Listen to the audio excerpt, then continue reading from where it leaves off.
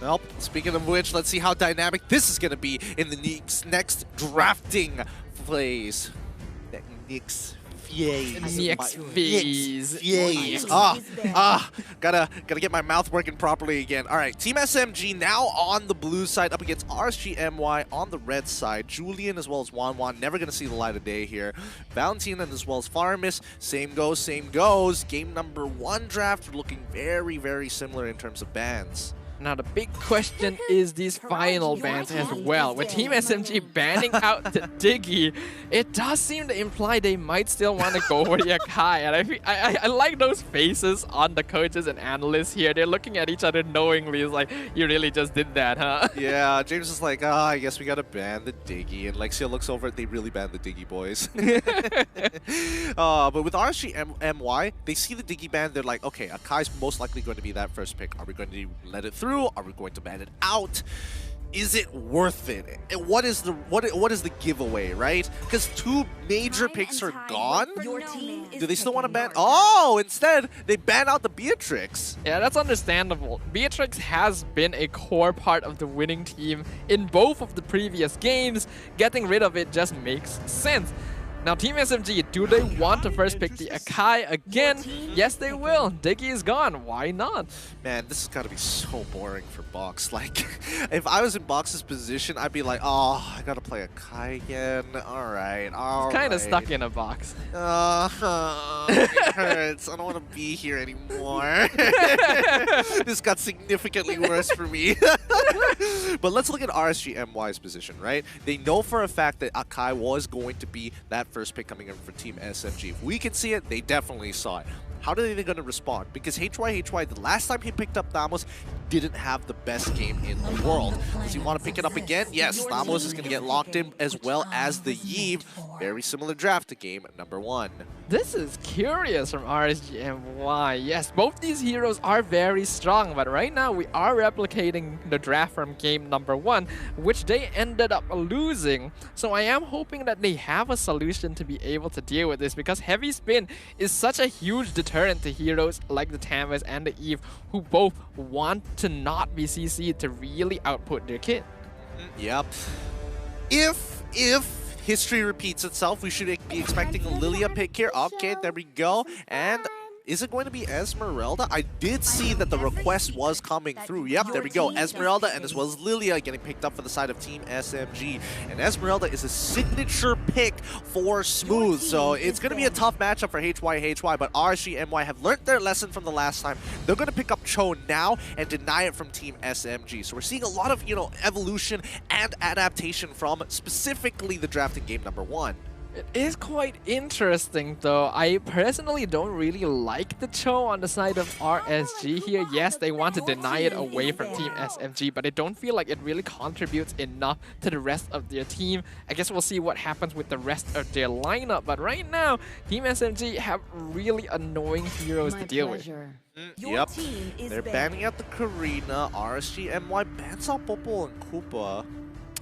Does that mean that they're also... Are they going to force Sasa onto Claude and they have some kind of better matchup? I mean, technically Lolios can play Moskov. We've seen him play weirder picks before. That wouldn't be too much of a surprise if he did. But Team SMG, on the other hand, what could they go for? Atlas gets banned out here. That's an odd call, but let's see what Team SMG decides to go do. I think RSG-MY want Irritel. Oh, that's actually not too bad. Huh. But wait, wouldn't you want a marksman that could actually benefit off of Purify rather than just having Sprint? Or do you think Lolios is just so greedy that it's like, my positioning's too good? No, basically what I'm thinking right now is that if RSG-MY are going for the Irritel here, it makes a lot of sense because they ban out the Atlas, which is one of the few heroes that can really put a lock on Irritel. Other than that, Irritel is a really annoying marksman, has a lot of mobility, so it's actually kind of difficult to pin her down with the heavy spin as well as Lylia, and since they already have Cho and EU causing a lot of chaos, it gives a lot more space to Lolios if he goes for that choice. Okay, speaking of space, they do deny, they do deny the Benedetta pick. RSGMY going to be locking in the carry. 2 fat tanks, no problem. We're going to cut through it with true damage. I like it. I like it coming in from RSGMY. I guess that makes sense, though. I do still kind of feel like Irritel would be a little bit better because, yeah, she doesn't quite have carries passive, but still does a lot of damage with that heavy crossbow. We'll see what the choice is going to be from Team SMG, and it is going to be that Brody, another classic Sasa pick. Yeah, I think Brody, great matchup into the carry. Very oppressive if he gets a good trade. However, what is the support coming out from Team SMG? It's going to be Ruby this time. Okay, so at least they have dedicated ways of canceling the real-world manipulation. You gotta respect that. You gotta respect that. They have CC at the very least, and I think it's really good for their team fighting overall. RSGMY, on the other hand, they gotta finish up their composition here. What is the jungle pick going to be this time for Kuza? Is he gonna go for something? Is he gonna go for like an assassin into the tank jungle? A Kai? Ling maybe? Is he gonna go for something really flashy like a Lancelot potentially? Which, again, assassins in this stage of the game, when you see an Akai, are already not exactly the best matchup, but then you also have to deal with Ruby, which is even worse for you if you get into close quarters. Yeah, I agree with you there, but I don't think Ling is a really bad choice for it. Hold on. Thamos jungle? What? Thamos jungle? Question mark? Wait, we're seeing the switches. We're seeing the switches. Is. Thamos jungle! Thamos jungle! Oh! Okay, that makes a lot of sense. Now that we see it's HYHY playing show, suddenly I agree with this a lot more. This is the hero. What? Yeah, like, I thought it was gonna be Hawk playing on it. I thought like, oh, they picked the show just to deny it from Team SMG. I completely forgot about HYHY. That's fair, that's fair. The flex picks upon flex picks, the layers, the depth coming in from both of these teams, showing their veterancy. Look at that crowd, showing their support for their favorite teams. You could be part of them, but more importantly, this Game 3 needs a conclusion of this best of 3. Team SMG with a lineup dedicated for team fighting, looking to scale, but is it going to be enough? With so much CC, the only problem that they have to worry about is true damage, significant ults, and gosh darn hard protection for their carries. Let's jump into the land of Dawn. This is going to be the deciding game in our first best of 3 series of the day. Both teams have already shown their mettle, being of championship material. And I'm just really... Everybody being so patient for these moments and for the troubleshooting finish. It is time for game number 3. Let's jump right into it as HYHY and Kuza working together in tandem. A fast take, and now Box in some trouble as Noir is trying to stop them. They do this. Does he actually get the orange buff? No, he does get it in time, but HYHY unable to finish off that kill, and Kuza is going to retreat with Hawk, but Noir and HYHY, this is going to take some time, but HYHY is level 2. He should be able to get out of it. Oh, that's a failed flicker. That is a little bit unfortunate there, but I'm surprised at how quickly Kuza was able to hit level 2 there. Wait, why was Kuza... Wait, Kuza doesn't have retry. Kuza... What? Kuza doesn't have retribution. He has flicker here. Wait.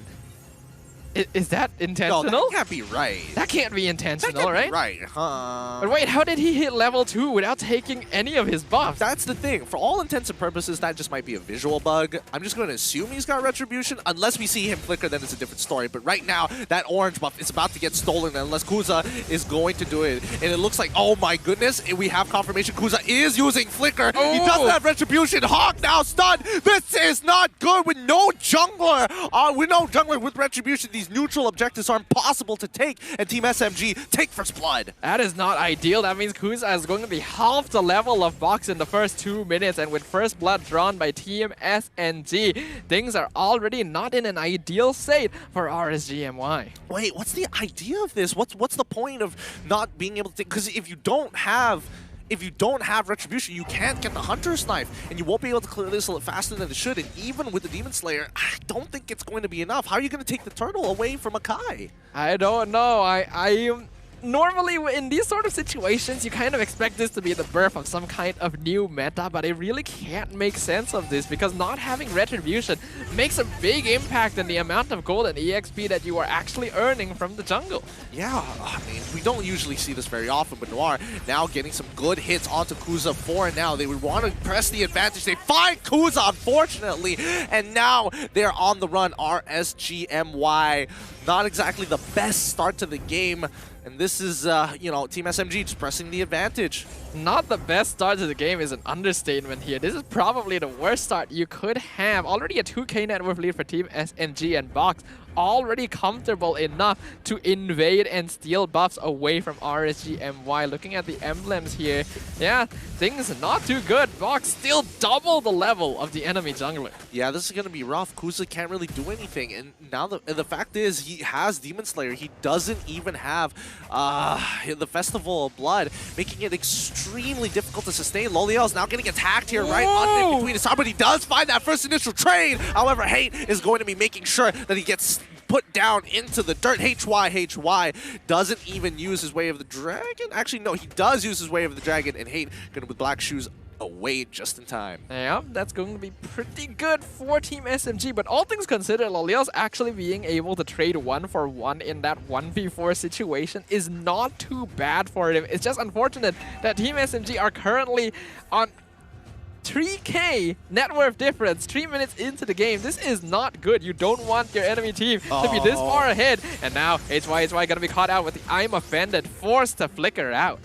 Even with the torn apart memory, well, actually, torn apart memories wasn't even used there. It was just a basic auto attack, but I don't think they were able to get the kill regardless. But taking away the flicker is already big enough. With the hard card being used on Lylia's as well, for some reason, there's going to be engagement coming in from Sasa. Is he going to use his torn apart memories? Yes, he's trying to chunk him down and force out a situation, making sure that Lylia's is diveable here, but I don't think SMG is going to commit to it with Turtle up. That was a very aggressive play from Sasa. They're flickering forward into the Corrosive Strike to try and set up the kill onto Lylia's because he knew his team was nearby. Unfortunately, not quite quick enough to be able to pick things up on Lylia's. They're still in quite a comfortable position though.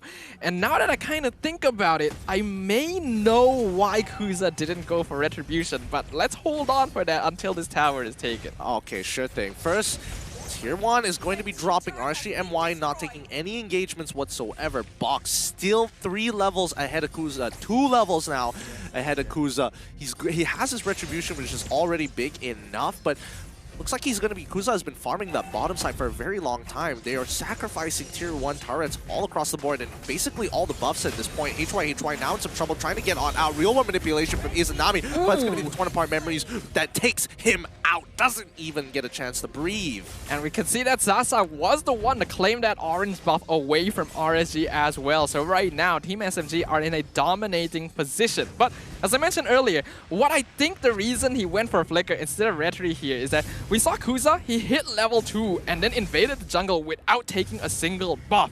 I think he went without Retri to get level 2 from the wave, and now Lylia's gonna instantly get picked off in the mid lane. Great dive coming in from Noir, flickering right under the turret and getting the catch, making sure that Lylia's could not react in time. Smooth will now try and punish top tier 2, and they are just, again, winning on literally every front. 5 minutes into the game, it is a 6.5k lead about to turn into 7k. This is a rough game for RSG, all because of a single blunder in the earlier stages. I mean, if they got a kill onto Box there, I think this would have looked a little different. It would have looked very different, and I think it was a very risky choice from RSGMY. They wanted to hit the level 2 early by clearing up the wave so that they could threaten the enemy jungle and get instant advantage, but because it did not work out, it instantly puts Kuza really far behind. Significantly far behind.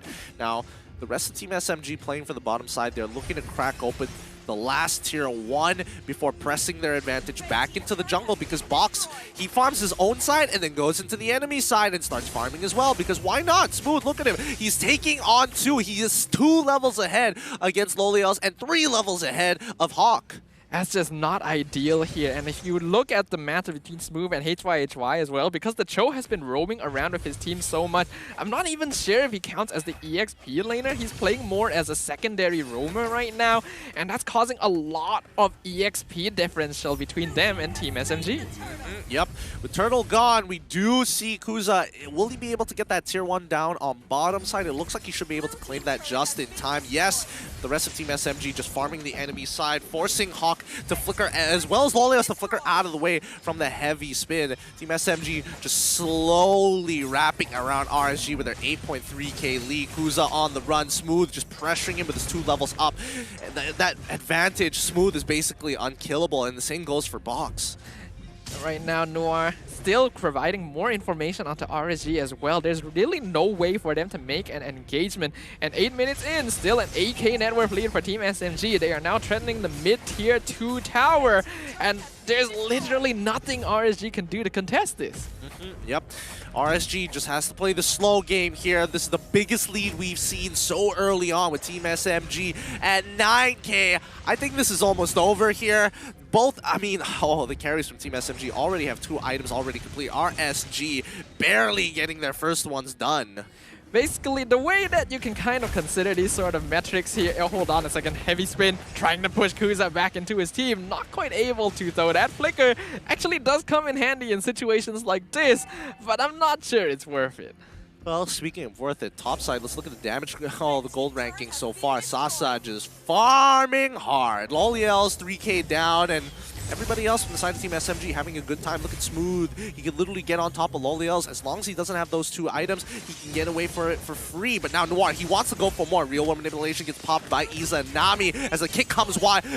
Oh, Noir ends up dying to the Real World Manipulation, but they find a retribution kill with Sasa taking out Loliel's. Noir for Loliel's is always going to be a trade very rare for Team SMG, and unfortunately the way of the dragon kicking Noir towards Izanami there kind of ruined RSG's plans. Otherwise, there wasn't really a way for Team SMG to cancel out the ultimate from Izanami. Totally agree with that one. But now with Lord coming down, let's see how much an advantage Team SMG can develop. They hit, they're so close to hitting the 32k mark, 10k goal ahead. In most situations, this is a checkmate, and I think Team SMG has got this game in the bag. I'm going to be perfectly honest with you here. Typically, if you take the number of minutes that has passed in the game, divide the net worth difference by it, and it's more than 1k, it's pretty bad. It's super difficult to come back from this, right? I think the only way, I mean, ideally, if RSG-MY wants to come back from this, they're going to have to win 2 full-fledged team fights, right? Where Team SMG gets completely wiped out. Each of those is going to be 5k worth. So again, mathematics, 10 divided by 5 is going to be 2. So 2 full-fledged team fights for RSG before they win or catch up. And Kuza just trying to clear this wave. It's pretty hopeless here, as now he's on the run, but now with Lord crashing on over, opening up this inhibitor. Is there an opportunity? Sasa getting some good damage onto Lolios with the Heart Guard, but it's not going to matter at the end of the day as the objective is found. Kuza is still alive, and looks like Smooth was not able to catch up with him. Team SMG right now are basically playing a completely different game from RSG-MY with 11k net worth difference between them. This is basically an insurmountable difference. Win 2 big team fights, can you really do that when your lowest level is the same as their highest level? The heavy spin just gonna completely disable them from defending that inhibitor. Yep, and that's going to be the 2 inhibitors down. Real World Manipulation comes to desperation, playing calm. Sasa ends up getting hit by the way of the dragon and falling down to Loliel's. This Real World Manipulation doing so much work. Kuza sustains, finds a Kai as well. RSG-MY turn back right at the very end, getting 2 for nothing. A very good pickoff from RSG-MY. We have just witnessed a classic textbook example of Caster's Curse. The moment I mentioned, there's no way they can win a team fight, they win a big team fight. And that is such a huge difference, instantly down to 7.6k net worth difference. And RSG, they want to use this momentum. Yeah, they need to turn this quick, and they need to get the gold back. War gets kicked back by HYHY. The Heart Guard coming out of Loliel's, unfortunately unable to get through. As Smooth is here, he's scaled, he's big, he's huge. 1v4, he takes the damage, and the only person hurting him is going to be carry, but now the rest of RSGMY back off as the cavalry has arrived. HY, hopefully that doesn't cancel his recall. No, it doesn't, thank God. And now Smooth, once again, back to farming. Despite everything, it does look like RSGMY may still have an escape plan here in this game. They're still 8k behind, but that is a notable difference from the 11k net worth difference they had previously. Looking at the items so far, Team SMG obviously still going to be comfortably ahead, but RSG are starting to hit those 3 and 4th item power spikes, which means that Team SMG actually does still need to be quite careful. Yeah, I mean, the CC is strong from the side of RSGMY, and the pickoffs can be really effective if HY can angle it right. But now they find the catch onto Kuza. Kuza pops his ultimate, ensure that he survives. He can't afford to die at this stage of the game as well, since Lylia's already with the hard guard. Smooth wants to shred it, but he sees the rest of the members of RSG. That's going to deter him as they back off away. They've already got the objective, and now they are looking for the killing blow. Right now, the priority for Team SMG is going to be on Izanami and Lylia. These are the two heroes that are dishing out damage against them, and if they can take out these cores, they will have no issue pushing into the base. And with another Luminous Lord pushing up very, very soon, and only one inhibitor standing for RSGMY, it is that much more imperative as well for these players to be able to output that DPS. Yep.